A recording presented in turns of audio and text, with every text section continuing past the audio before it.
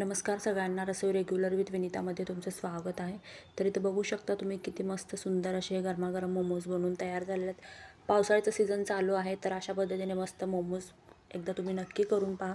तर हे मोमोज ना दिसायला बघू शकता तुम्ही किती छान कलर आलेला आहे। तर हे मोमोज ना मी गव्हाचं पीठ आणि मैद्याचं बनवलेलं आहे। हवं तर तुम्ही फक्त मैदा किंवा गव्हाच्या पिठाचं सुद्धा बनवू शकता। तर हे मोमोज दिसायला सुंदर नसून खायला सुद्धा तेवढेच टेस्टी असे बनवून तयार झालेले आहेत। तर इथे ना मी सगळ्यात आधी काय करायचं आहे, इथं कोबी घेतलेला आहे आणि गाजर घेतलेला आहे। कोबी आणि गाजर मी स्वच्छ धुवून घेतलेले आणि गाजरावरची जी साल असते ती काढून घेतलेली आहे। आणि अशा पद्धतीने किसणीने ना आपल्याला कोबी किसून घ्यायचं आहे। तर इथं कोबी किसून झालेलं आहे आणि आता मी गाजर किसून घेते। शक्यतो भाज्यांना तुम्ही किसूनच घ्या, बारीक चिरून सुद्धा घेता येते, पण चिरून एवढं बारीक चिरलं जाणार नाही, म्हणून शक्यतो किसणीने अशा पद्धतीने किसून घ्या। तर इथं सर्व भाज्या किसून झालेल्या आहेत, बघू शकता तुम्ही एकदम बारीक असं। आता ह्या भाज्यांवरती ना आपल्याला मीठ लावून ठेवायचं। तर इथे एक मोठा चमचा मीठ घेतलेला आहे। सर्व भाज्यांना सगळीकडे लावून घ्यायचं आणि एक अर्धा तास आपल्याला ठेवून द्यायचं साईडला, जेणेकरून आपण मीठ लावल्यानंतर भाज्याला छान पाणी सोडतो आणि ते पाणी आपल्याला नितळून काढायचं आहे। तर इथे मी प्लेट झाकून एक अर्धा तास ठेवते। तर इथे अर्धा तास झालेला आहे, भाज्यांना छान पाणी सुटलेलं आहे। तर हे पाणी ना आपल्याला टाकून नाही द्यायचं आहे। ह्याच पाण्याने ना मी जे मोमोजसाठी आपल्याला पीठ मळून घ्यायचं असतं ना वरच्या आवरणसाठी, त्याच्यासाठी हे पाणी मी यूज करणार आहे। तर एकदम असं प्रेस करून आपल्याला पाणी त्यातलं सगळं भाज्यांमधलं नितळून घ्यायचं आहे। अशा पद्धतीने एकदम घट्ट असं आपल्याला दाबून घ्यायचं आहे आणि पाणी सर्व भाज्यांमधलं आपल्याला नितळून घ्यायचं आहे। तर इथं पाणी काढून झालेलं आहे सर्व भाज्यांमधलं आणि हेच पाण्याने ना मी आता मोमोजसाठी पीठ मळून घेणार आहे। तर हे सर्व पाणी काढून झालेलं आहे आणि ह्यामध्ये आता काही मसाले ॲड करून घेऊयात। मसाले मोजकेच मसाले असतात त्यामध्ये।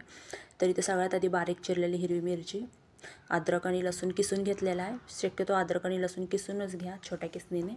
आणि ह्यामध्ये ना काळी मिरी पावडर घेतलेला आहे आणि हे सर्व व्यवस्थित मिक्स करून घ्यायचं। आपल्याला मीठ वगैरे टाकायची गरज नाही, आपण मीठ ऑलरेडी भरपूर प्रमाणात टाकलं होतं, तेच मीठ ह्या भाज्यांमध्ये भरपूर प्रमाणात राहिलेलं असतं। तर हे आपलं मोमोचं सारण बनवून तयार झालेलं आहे। आता वरच्या आवरणाची तयारी करून घेऊयात। त्यामध्ये ना मी ते 1 कप गव्हाचं पीठ घेतलेलं आहे आणि अर्धा कपपेक्षा थोडंसं कमी मैदा घेतलेला आहे आणि जे आपण भाज्यांमधलं नितळून काढलेलं पाणी होतं ना, त्याच पाण्याने आपल्याला हे पीठ मळून घ्यायचं आहे एकदम घट्ट। आणि आपण नॉर्मली आपण पोळी चपातीसाठी कशी मळतो ना, तशा पद्धतीनेच आपल्याला हे मोमोजचं पीठ मळून घ्यायचं आहे आणि एक 10 मिनटं ठेवायचं आपल्याला रेस्ट करायला। 10 मिनटं झालेलं आहेत, अजून थोडंसं छान मऊ करून घ्यायचं आहे आणि एक गोळा घ्यायचा लिंबा एवढा आणि आपल्याला लाटून घ्यायचं आहे। तर इथे मी लाटून घेते, एक छोटंसं असं गोळा काढून घ्यायचा आहे आणि लाटून घ्यायचं आहे। हवं तर तुम्ही पीठसुद्धा लावू शकता किंवा बिना पीठ न लावतासुद्धा लाटू शकता।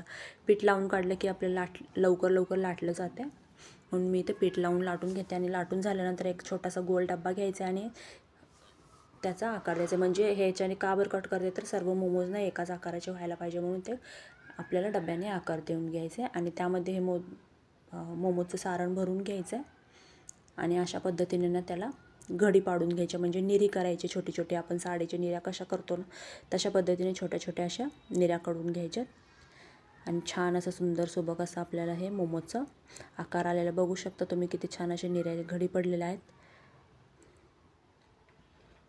हळू अगदी अलगद हाताने आपल्याला हे करून घ्यायचं आहे आणि जी दुसरी बाजू आहे ना, ती आपल्याला बंद करून घ्यायची आहे। अशा पद्धतीने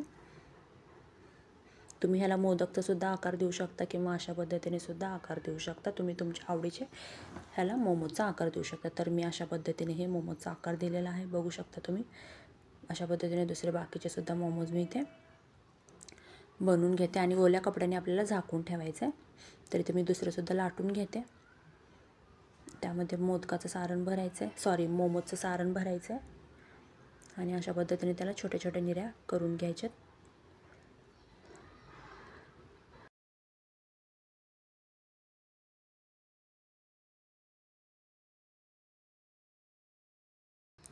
आणि प्रेस करून घ्यायचं आपल्याला, बघू शकता तुम्ही किती सुंदर असा आहे मोमोजचा आकार आलेला आहे।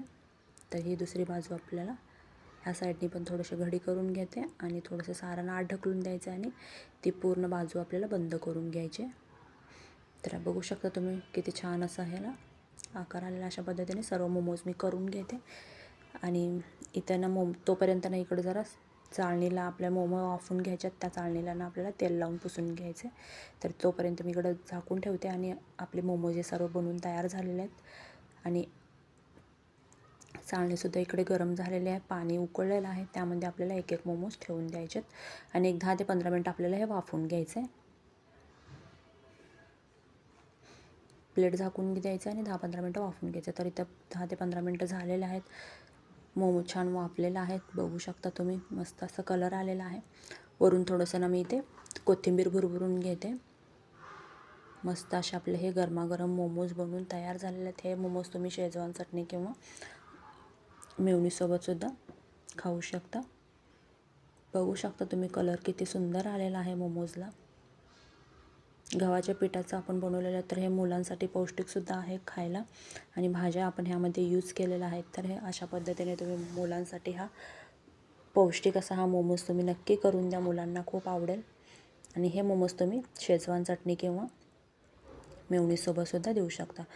बघू शकता तुम्ही किती सुंदर असं दिसायला झालेलं आहे मोमोज आणि पूर्ण आतूनसुद्धा भाज्या छान शिजलेल्या आहेत.